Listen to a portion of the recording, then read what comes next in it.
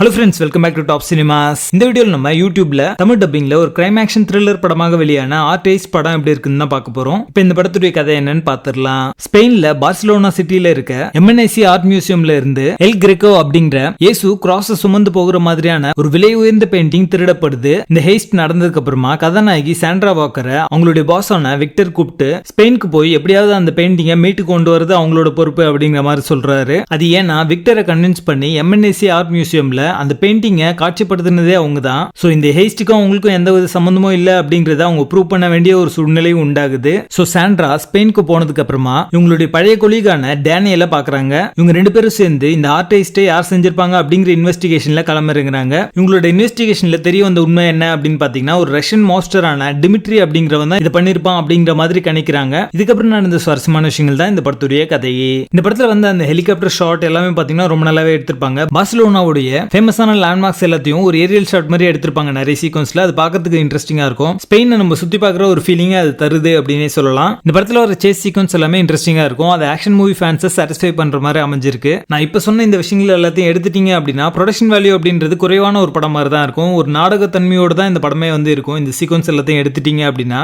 கதாநாயகியான Elon Bombay பாத்தீங்கன்னா ரொம்ப சார்மிங்கான ஒரு ஃபன் ஃபில்டு பெர்ஃபார்மன்ஸ் இந்த படத்துல கொடுத்திருக்காங்க. அவங்களுடைய ஸ்கிரீன் பிரசன்ஸ் மூலமாவே இந்த படத்தை ஹோல்ட் பண்ணாங்க அப்படின்னு தான் சொல்லுவேன். அபெல் ஃபோக் பாத்தீங்கன்னா ரொம்ப நல்லாவே நடிச்சிருந்தாரு. அவருடைய ரோல் பாத்தீங்கன்னா ஒரு கேரக்டர் டெப்தோட இருந்துச்சு அப்படின்னே சொல்லலாம். வில்லியம் பால்வின் பாத்தீங்கன்னா ஒரு சுமாரான ஆக்டிங் தான் கொடுத்திருக்காரு. அவருடைய மார்ஷல் ஆர்ட் சீக்வன்ஸ் எல்லாமே வந்து ரொம்ப நல்லாவே பண்ணிருக்காரு. அது பார்க்க நல்லா இருக்கு. இந்த படத்துடைய பெரிய பிரச்சனையே பாத்தீங்கன்னா நிறைய சீக்வன்சஸ் வந்து நீங்க கெஸ் பண்ற மாதிரி அடுத்து இதான் நடக்கும் அப்படின்றத நீங்க சொல்ற மாதிரி தான் அமைஞ்சிருக்கு. இந்த படத்துல ஒரு ட்விஸ்ட் வந்து வச்சிருப்பாங்க. அந்த ட்விஸ்ட்டுமே பாத்தீங்கன்னா நீங்க வந்து ப்ரெடிக்ட் பண்றீங்க இதான் நடக்கும் அப்படின்ற மாதிரி. அது இந்த படத்துடைய மைனஸாவே அமைஞ்சிருக்கு. சோ ஸ்கிரீன் ரேட்டிங் இன்னும் கொஞ்சம் பெட்டரா இருந்திருந்தா இந்த படம் அடுத்த லெவலுக்கு போயிருக்கும். படத்துடைய பேசிங் ஆவரேஜ் தான். மொத்தத்துல இது ஒரு below average crime action thriller படமாக வந்திருக்கு. படத்துல அதற்கான இருக்கு. சோ ஃபேமிலியோட பார்க்காதீங்க.